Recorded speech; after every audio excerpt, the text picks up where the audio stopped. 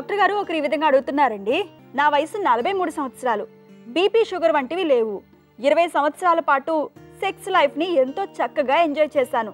నా భార్య కూడా ఎంతో ఇంట్రెస్ట్ చూపుతుంది. సెక్స్లో పాల్గొన్న ప్రతిసారి ఇద్దరం చెప్పలేనంత థ్రిల్ పొందుతూ వచ్చాము. మేమిద్దరం ప్రతిరోజు రాత్రి కోసం ఎదురు చూస్తూ వచ్చాము. కానీ గత 2 సంవత్సరాలుగా నా అంగం గట్టిపడడం మానేసింది. ఒకవేళ గట్టిపడినా సెక్స్ మధ్యలోనే మెత్తబడిపోతుంది.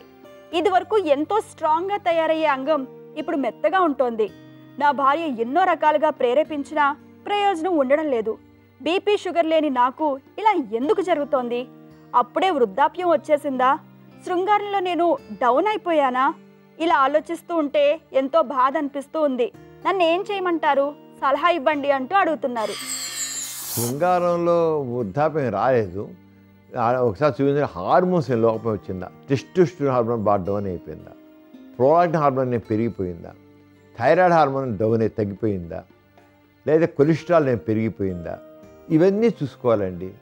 ఒక్కోసారి ఇలాంటి హార్మోన్ లోపం కూడా మనిషి ఫెయిల్యూర్ కారణం అవుతుంది. అంతే హార్మోన్స్ ఒకసారి పరీక్ష చేసి చూసి ఏమైనా హార్మోన్ లోపం ఉంటే సర్దిద్దాలి. ఇవేం కాకుండా వాళ్ళలో తెలియని భయాలు, అనుకోకుండా కొన్ని భయాలు వస్తాయి. ఆ భయాలు ఉంటే వాటిని సర్దిద్దుకోవాలి. 20 ఏళ్ళు ఆయన సంసారం చేసి ఉండొచ్చు. ఇవాళ అనుకోకుండా ఆయన మైండ్ సెట్లో ఏదో ఒక పొరపాటు అభిప్రాయం ఏర్పడి ఉండొచ్చు. అంచేత అసలు డాక్టర్కి వెళ్ళి చూపించుకుని అటు సైకాలజికల్గా ఏముందా సైకోథెరపీ చేసుకునేది, రెండో హార్మోన్ పరీక్షించిన మందు వాడితే మామూలు. ఇలాంటి కేసుల్లోనండి మన సిల్నాఫిల్ కానీ, టాడార్ఫిల్ కానీ, వదినాఫిల్ కానీ పిల్లలు వాడితే మామూలుగా అయిపోతారు. ఎందుకంటే ఆయనకి అసలు వద్దని అనిపించట్లేదు, తెలియని ఒక భయం ఉంది. అవసరం బట్టి కావాలంటే కొద్ది ట్రాంక్లైజర్ కూడా వాడుతున్నాం, అవసరం బట్టి అని చూసి కొద్ది కౌన్సిలింగ్ ద్వారా చాలా అయిపోతుంది. కానీ చేయలేకపోవడం మాత్రం ఉండదు. తప్పకుండా చేయగలడు, సెక్స్లో పాల్గొనగలడు, ఈ కెన్ ఎంజాయ్ డిఫరెంట్లీ. అయితే ఏంటి హార్మోన్ డిఫిషియన్సీ ఉందా, లేకపోతే ఏమైనా సిల్నాఫిల్, టాడార్ఫిల్ వాడాల్సి ఉందా అంటే వయాగ్రా లాంటి వాడాల్సి ఉందా చూసి వాడితే అయిపోతుంది.